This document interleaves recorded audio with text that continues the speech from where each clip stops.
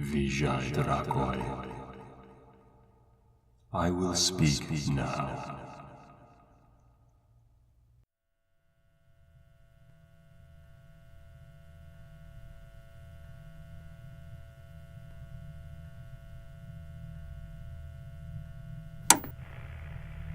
Good morning. How do you feel? Oh, do you not remember what happened? Well, I shouldn't be surprised. You were never one to hold your liquor very well. Are you realizing where you are yet? Is it finally setting in? Oh, my poor colleague. What have I done to you, huh?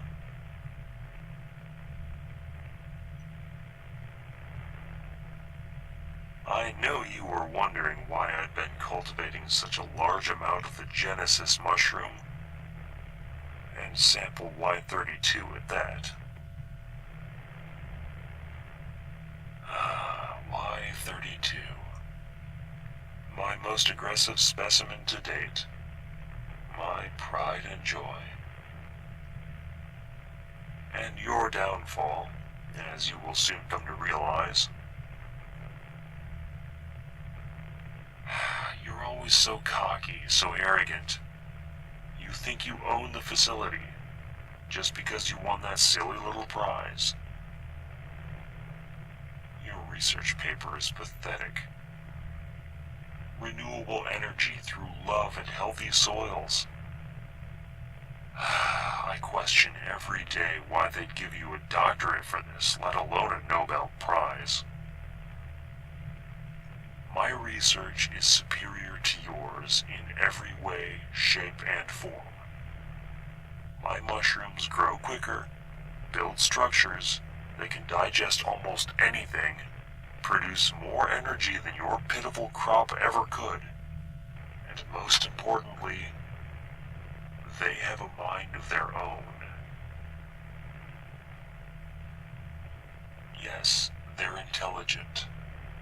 They sense a path to the nearest food source, even when it's obstructed by a maze. They grow according to the feeding schedule I've trained them towards. Not only do they put the structures I give them to use, they also build structures in anticipation of what I am about to give them. Unlike your sunflowers that merely twist their bodies toward the sun, my Genesis Y-32 possesses a true consciousness, a mind which a mere plant like yours could never achieve. You will realize fungi are superior in every way that matters. I've grown enough samples of Y-32 over the past few months to completely cover the inside of the entire containment chamber. It's become somewhat of a side project of mine. But ever since our facility has stopped working with animals in favor of mushrooms and the like, it's been sitting empty, abandoned. So I thought it wouldn't hurt if I used it. Every night, after you and the other staff had already gone home, I came here, preparing the containment chamber for its new guest, so to speak. I fixed twigs and vines to the wall. I laid out different types of soil on the floor, even brought a couple of plants to serve as nutrition. And then I brought in the samples, one by one.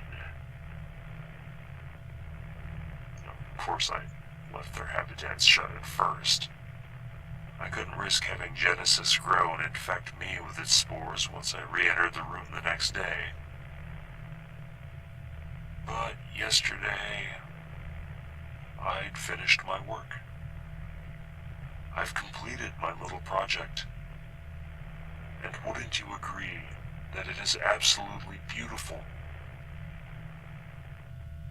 an enclosure worthy of such a brilliant entity.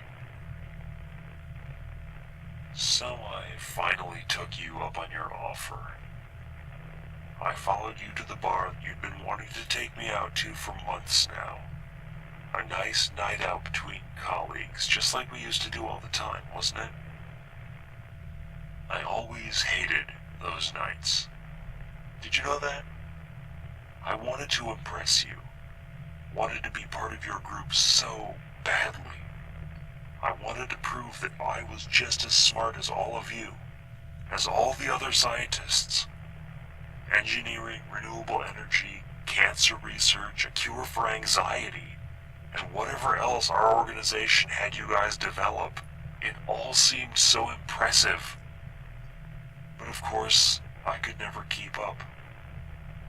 I was always just the mushroom freak. The one who went on and on about spores and soil. I could never earn the same amazed looks and honest compliments you guys amassed. But you were the worst. You pretended to be my friend. At least the others laughed at my face when I told them about my mycelium structures and plans for fungus-powered AI. But you listened. You even gave me input. Sometimes helpful, sometimes horrifically misunderstanding of the subject matter at hand. But you pretended to accept me. And then you went ahead and abandoned me. You buried yourself in your studies, all to win those stupid prizes that you said you weren't interested in. You left me in the dirt. You dismissed me when I attempted to tell you about my newest breakthroughs. You only came crawling back to me once you'd won everything there was to win. But you'd already lost me. You should have listened when I told you about my findings. You should have paid closer attention when I explained to you what Genesis is. It's not simply just a fungus. It's got intelligence. True intelligence. Even more than regular types of mushrooms. Most importantly, it has emotions. Rage, to name the most prevalent one. It feels the need to destroy.